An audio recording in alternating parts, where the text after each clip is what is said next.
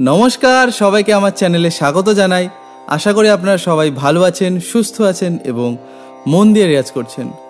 তো আজকে আপনারা কেন উঁচুতে গাইতে পারেন না বা হাই স্কেল বা হাই পিচ যখন তার সপ্তক গাওয়ার সময় আসে তখন কেন আপনাদের গলা কেঁপে যায় বা গলা প্রপার খোলে না, বা কি গাইলে বা কিভাবে কোন টেকনিকে আপনারা রেওয়াজ করলে বা কোন টেকনিক ফলো করে আপনারা তার সপ্তক প্র্যাকটিস করলে আপনাদের উঁচুতে গাওয়া অথবা হাই নোটস যে প্রবলেম সেটা সলভ হয়ে যাবে। তো চলুন আর বেশি সময় নষ্ট না করে আজকের ভিডিও শুরু করি। তো মাত্র 4টে বিষয় যেগুলো আপনারা যদি একটুখানি মনোযোগ দিয়ে বোঝার চেষ্টা করেন এবং সেই 4টে বিষয়ের উপর যদি আপনারা কাজ করেন, অবশ্যই আপনাদের হাই নোট গাওয়া বা উঁচুতে গাওয়া অথবা তার সপ্তকে গাওয়া কোনো ব্যাপারই না।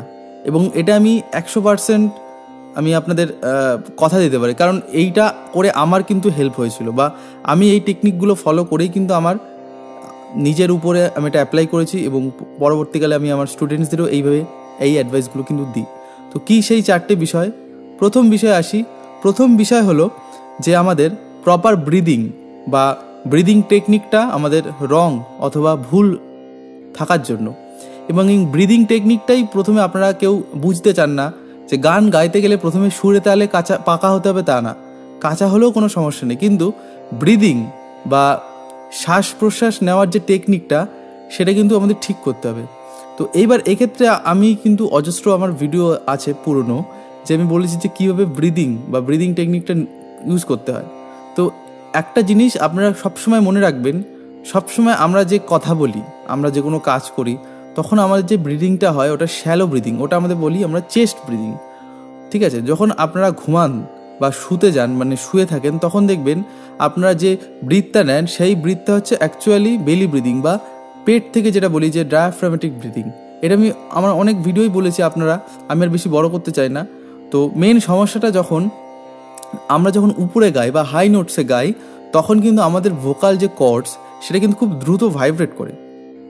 এবং আমি যদি এখন বলি যে সা রে গা, এই যে সা রে গা বললাম, এইটা বলতে আমার যতটা না ভাইব্রেট করেছে, আর উপরে সা রে গা বলতে অর্থাৎ সা রে গা খুব ফাস্ট কিন্তু মুভ করছিল আমার উপরে ভোকাল কর্ডস। ঠিক আছে? তো এইবার কি হয়, আমাদের ভোকাল কর্ডসকে বেশি মুভমেন্ট করাতে গেলে কিন্তু এয়ারের খুব দরকার। মানে এয়ার প্রেশার যদি আপনাদের ঠিক না থাকে বা ব্রিদিং সাপোর্ট বা ব্রিথ সাপোর্ট যদি আপনাদের ঠিক না থাকে, তাহলে কখনোই আপনারা এই উপরে কন্ট্রোল ওয়েতে আপনারা কিন্তু অ্যাচিভ করতে পারবেন না। মানে আপনাদের উপরে সা রে গা স্টেবল থাকবে না। তখন কি হবে, ব্রিথ সাপোর্ট যদি ভুল থাকে তাহলে কি হবে, গা উপরে নিচে উপরে কম বেশি হবে, সুর স্টেবল থাকবে না। তো সেক্ষেত্রে কি করতে হবে, যে আমি বারবার বলি চেস্ট ব্রিদিং না করে পেট থেকে বা একদম ডায়াফ্রামেটিক যেটা আমরা ব্রিদিং করি গানের ক্ষেত্রে, এবং আমি আপনাদের অনেক রেওয়াজে দেখিয়েছি যে ডায়াফ্রামেটিক ব্রিদিং কি। ঠিক আছে? আমি চাইলে এর ডেডিকেটেড একটা ভিডিও বানিয়ে দেবো, কিন্তু এখন আপনি বুঝে থাকুন যে চেস্টের কোনো কিন্তু হেল্প থাকবে না। যা হেল্প হবে আমার বেলি থেকে বা আমার যে ডায়াফ্রাম, সেই মাসেলটা কিন্তু উপর নিচ হয়েই কিন্তু আমার ফুসফুসের শ্বাস প্রশ্বাস বাড়ে। এবং সেটা বোঝার এক সবথেকে সহজ উপায় কি, আমার পেটে হাত রাখবো। পেটে হাত রাখলে পেট যদি আমার শ্বাস নেওয়ার সময় ফোলে এবং শ্বাস ছাড়ার সময় যদি ভেতরে ঢুকে যায়, তাহলে একদম ঠিক। ঠিক আছে? যদি আপনার পেট ফোলে মানে শ্বাস নেওয়ার সময় যদি না ফোলে, তাহলে ভাববেন চেস্ট থেকে শ্বাসটা নেওয়া হচ্ছে। ঠিক আছে? তো এই গেল 1 নম্বর বিষয়, যেটা আপনাদের ব্রিদিং। এই ব্রিদিং টেকনিকটা ঠিক হলে মানে 25% কিন্তু আপনাদের কমপ্লিট হয়ে যাবে হাই নোটসের যে প্রবলেমটা। এরপরে সেকেন্ড টেকনিক আসি। সেকেন্ড টেকনিক হলো আমাদের প্রপার বডিকে রিল্যাক্স না করা, বা আমাদের ভোকাল আমাদের যত মাসেল আছে সেগুলোকে প্রপার রিল্যাক্স পজিশনে না রেখে সেই উপরে প্র্যাকটিস করা। অর্থাৎ এটা আমি অনেক বয়স্ক শিক্ষার্থী এবং যারা নতুন শিখছে তাদের ক্ষেত্রে আমি খেয়াল করেছি আমার শেখানোর ক্ষেত্রে, যে যখন নতুন তারা শেখে তখন তারা মানে যে কীভাবে ভাবতে হবে সুরগুলোকে উপরে যে আমি যাবো, তখন তারা ভাবে যে এখানে মানে সাউন্ডটা তো সরু বা ফ্রিকোয়েন্সিটা তো হাই, তখন তারা কি করে সা রে গা মা পা ধা নি সা, মানে খুব একটা মনে হচ্ছে কেউ তাদের জড়িয়ে ধরে রেখেছে বা আটকে রেখেছে, মানে টেনশন ক্রিয়েট হচ্ছে গলায় এবং মানে ওভারঅল মাসেল মানে বডিতে। তো তখন কি হয় যে অবভিয়াসলি আমাদের হাই নোটস গাওয়াটা খুব প্রবলেম হয়ে যায়, কারণ সা রে গা মা পা ধা নি সা রে গা রে ধা নি ধা বা এরকম ইজিলি গাইতে গেলে তারা এখন প্রথমে পারবে না। তখন তাদের কি স্লো গাইতে হয়, সা রে গা মা পা ধা নি সা রে। এবার রে গা বলতে গিয়ে রে গা মানে খুব টেনশন হচ্ছে তাদের। তো এটা আপনারা যারা নতুন এই প্রবলেমটা ফেস করেন, আপনারা কিন্তু কমেন্ট করে অবশ্যই জানাবেন। এবং আমাকে কিন্তু আপনারা ম্যাক্সিমাম সবাই ভিডিওস দেখেন, লাইকও করেন আমি জানি, কিন্তু কমেন্ট করেন না। আমার খুব খারাপ লাগে, কারণ আমি আপনাদের রিপ্লাই দেওয়ার জন্য কিন্তু মানে ইউটিউব স্টুডিও বা আমার কমেন্ট সেকশনটা আমি অন করি, যাতে আপনারা কিছু রিপ্লাই দিতে পারি। তো অবশ্যই আপনারা কিন্তু কমেন্ট করে জানাবেন আপনাদের কেমন লাগছে, তাহলে আমি কিন্তু আরও ভিডিওস করার অনুপ্রেরণা পাবো। ঠিক আছে? তো যাই হোক, যে বললাম যে কি, যে বডিকে রিল্যাক্স করে যখন হাই নোটস প্র্যাকটিস করবেন বা তার সব থেকে রেওয়াজ করবেন বা গান করবেন, তখন বডিটা যেন রিল্যাক্স থাকে। ঠিক আছে? সা সা একদম রিল্যাক্স, সা রে গা রে সা, সা রে গা মা গা রে সা। আমি ঘুমিয়ে ঘুমিয়ে করতে পারবো। সা রে গা মা গা রে সা। একদম আরামসে রিল্যাক্স থাকার চেষ্টা করবেন যতটা পারবেন। প্রথম একটু আনকমফোর্টেবল লাগবে, কিন্তু এই অভ্যাসটা রাখতে হবে। সা, আর উপরে মাথা একদম ওই যে উপরে একদম উঁচু করতে হবে তাও না। সা রে গা, অনেক এই একটা মানে দেখেছি, মানে মাথার লো নোটস হলে নিচে হবে এবং হাই নোটস হলে উপরে, দরকার নেই, একদম ন্যাচারাল রাখার চেষ্টা করুন। সা সা রে গা মা গা রে সা। আমি নিচু করবো, উল্টো করবো আরো। সা সা রে গা মা, একদম আরামসে, কোনো চাপ নেই, একদম রিল্যাক্সিং আপনারা গাইবেন। ঠিক আছে? রেওয়াজ করবেন, মানে তখন বডি যদি রিল্যাক্স না হয় কখনোই হাই নোটস থ্রিল করবে বা কাঁপবে। ঠিক আছে? তো তার আগে কি বললাম যে ব্রিদিংটা ঠিক রাখতে হবে, এবং সেকেন্ড টপিক কি বললাম যে রিল্যাক্স করতে হবে। তো থার্ড বিষয় কি? থার্ড বিষয় হচ্ছে আমাদের চেস্ট ভয়েসকে কম ইউজ করে আমাদের হেড ভয়েসকে বেশি ইউজ করতে হবে তার সপ্তক বা হাই নোটস গাওয়ার ক্ষেত্রে। অর্থাৎ ওভারঅল আমাদের কিন্তু সায়ের উপরের যে নোটগুলো আছে সেগুলো সব হেড ভয়েস থ্রু যাবে। এবং এই হেড ভয়েস চেস্ট ভয়েসটা কি অ্যাকচুয়ালি, হেড ভয়েস মানে কি মাথা থেকে গাইবে না, ব্যাপারটা হচ্ছে আমাদের যে বডির যে রেজোনেন্ট, মানে বডির যে রেজোনেন্স, যে সা, এটা কিন্তু আমার চেস্ট, আমি যদি এখানে হাত দিই সা, আমার চেস্ট ভাইব্রেট করবে। কিন্তু আমি যদি বলি সা, এখানে আমার কিন্তু কোনো চেস্ট ভাইব্রেশন হচ্ছে না, অর্থাৎ চেস্ট থেকে আমি গাইছি না। ওভারঅল আমার মানে আমাদের ভাবতে হবে যে কি আমাদের হেড থ্রুতে আছে, অর্থাৎ একদম টপ অফ দ্য থেকে সাউন্ডটা বেরোচ্ছে, তখন চেস্টে কিন্তু ভাইব্রেশন হচ্ছে না। আমি সা রে গা, এখানে ফুল ভাইব্রেশন হচ্ছে আমার চেস্টে, কিন্তু সা রে গা আমার ব্রেনে ভাইব্রেশন হওয়া, মানে বুঝতে হবে যে মাথার দিকে, নট ব্রেনে ভাইব্রেশন হচ্ছে।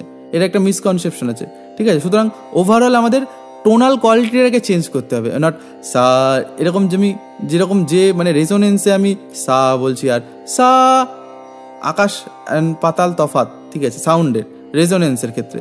ঠিক আছে? তো সেই রেজোনেন্সটাও শুরু হবে। যখন আপনারা পিরামিড দেখেন না, পিরামিডের নিচটা কিন্তু মোটা হয় এবং আস্তে আস্তে সরু হয়ে যায়। তো এটাও তাই, আমাদের যত হাই ফ্রিকোয়েন্সি যাবো সেই হিসেবে গলার টোনাল কোয়ালিটিও চেঞ্জ হয়ে যাবে। সা রে গা একদম হালকা হয়ে যাবে। এই না যে মানে উপরে আমি কখনোই চেস্ট ভয়েস ইউজ করতে পারবো না, তাহলে তখন আমার সেই মানে ওই ব্যালেন্সটা থাকবে না। সুতরাং হেড ভয়েসই তখন কিন্তু কাজে লাগবে। তো হেড ভয়েস জিনিসটা বললাম কি, যে টোনাল কোয়ালিটি চেঞ্জ হবে চেস্টের থেকে, চেস্টে কিন্তু তখন কোনো ভাইব্রেশন হবে না। ঠিক আছে? সা সা রে গা মা গা রে সা, আমার কোনো চেস্টে ফিল হচ্ছে না, সব হেড ভয়েস থ্রু যাচ্ছে। ঠিক আছে? এটা গেল থার্ড পয়েন্ট। ফোর্থ পয়েন্ট কি? ফোর্থ পয়েন্ট আমার একটা পুরনো ভিডিওয়ে আমি বলেছিলাম, আবারও রিপিট করছি কথাটা, খুব গুরুত্বপূর্ণ কথাটা। সেটা হচ্ছে আমাদের ভিজুয়ালাইজেশনের প্রবলেম। মানে আমরা যারা নতুন শিখি এবং এটা যারা শেখাচ্ছে তাদের মানে মেইন এটা দেখানো দরকার যে আমরা নোটগুলোকে না উপরে ভাবি, মনে হচ্ছে পর্বতে আমি আরোহণ করছি, এরকম একটা ব্যাপার। নামে দিয়েছে না আরোহণ অবরোহণ। তো ব্যাপারটা আমরা যখন ওই পর্বতটা না ভেবে যদি আমি সমুদ্রতল ভাবি যে আমাকে সাঁতার কেটে ওই পারে যেতে হবে, নট উপরে, সামনাসামনি নোটগুলো দেখার চেষ্টা করতে। অর্থাৎ যদি এটা সা রে গা মা সেম সারফেসে, সেম মানে তলে আর কি, নট উপরে। সা রে গা মা দূরে ভাবার চেষ্টা করতে হবে। সা রে গা মা পা ধা নি, আটো উপরে সা মানে আটো দূরে। ঠিক আছে? তো সা রে গা মা পা ধা নি সা রে গা মা গা রে সা, একদম স্ট্রেট, নট সা রে গা মা। এরকম থট প্রসেস আমাদের যদি থাকে তাহলে এমনি আমাদের বডিতে টেনশন থাকবে। তো চেষ্টা করতে হবে কি আমাদের দূরে ভাবার চেষ্টা করতে হবে। সা সা গা আরো দূরে। ঠিক আছে? এরকমভাবে। তো এই চারটে বিষয় যদি আপনারা খেয়াল রাখেন এবং খুব সিনসিয়ারলি এগুলো যদি বোঝার চেষ্টা করেন, প্রথম কথা বুঝতে হবে কি আমাকে আপনারা মানে বলেন যে হাই নোটসের রেওয়াজ, হাই নোটসের আলাদা করে কোনো রেওয়াজ হয় না। এইগুলোই বুঝে আমাদের যে বাকি সব ওভারঅল রেওয়াজ আছে। আরও আমি বলি যে লো প্র্যাকটিস, যাতে আমাদের মানে ব্রিদিংটা ঠিক থাকে, মানে লো নোটসের প্র্যাকটিস করতে হবে এবং মিডিল বা মধ্য সপ্তকে প্র্যাকটিস করতে হবে। যেসব রেওয়াজ আমি দিই সেইগুলোই কিন্তু তার সপ্তকেই হচ্ছে, ঠিক আছে। তার সপ্তকে করার সময় এই 4টে বিষয় কিন্তু খেয়াল রাখতে হবে, তাহলেই কিন্তু গলা আস্তে আস্তে আপনাদের যারা নতুন শিখছেন আস্তে আস্তে কিন্তু গলা তার সপ্তকে যাওয়ার জন্য প্রস্তুত হবে। এবং এক্ষেত্রে একটা গুরুত্বপূর্ণ বিষয় যে অবশ্যই কিন্তু আপনাদের রেঞ্জ অনুযায়ী আপনারা সা সিলেক্ট করবেন, ঠিক আছে। সা সিলেকশনটা সব থেকে বেশি ইম্পর্টেন্ট। যতই আপনি উঁচুতে গান বা নিচুতে গান না কেন, যদি সা সিলেকশনটা ভুল হয়ে যায় তখন কিন্তু আপনার উপরেও গলা যাবে না। ধরুন আমি জি, উপরের জিকে যদি আমি সা ধরি তাহলে তো আমার পা অব্দিও গলা যাবে না, তাই না? সুতরাং সা সিলেকশনটাও ঠিক করতে হবে। মেলদের ক্ষেত্রে আমি বলি সি শার্প, ডি শার্প, আর ফিমেলদের ক্ষেত্রে জি শার্প, এ শার্প বা বি ফ্ল্যাট অথবা বি, এই 4টে স্কেল। এবং মহিলাদের পুরুষের ক্ষেত্রে এই 4টে আশেপাশে আপনারা কমফোর্টেবল, আমি মানে মনে করি যে এটা মেল ফিমেলদের ক্ষেত্রে প্রযোজ্য, ঠিক আছে। তো এইভাবেই কিন্তু আপনারা অবশ্যই হাই নোটসের প্র্যাকটিস করার সময় এগুলো মাথায় রাখবেন, ঠিক আছে। কোনো অসুবিধা হলে আমাকে কমেন্ট করবেন, আমি তো আছি। তো এই ছিল আজকের ভিডিও। যারা আমার কাছে পার্সোনাল 1-on-1 ক্লাস করতে চান তারা এই নাম্বারে কল বা হোয়াটসঅ্যাপ করে ডিটেলসটা জেনে নিতে পারেন। তো দেখা হচ্ছে অন্য কোনো ভিডিও, অন্য কোনো পর্বে। ততদিন অবধি ভালো থাকুন, সুস্থ থাকুন এবং মন দিয়ে রেয়াজ করুন। ধন্যবাদ।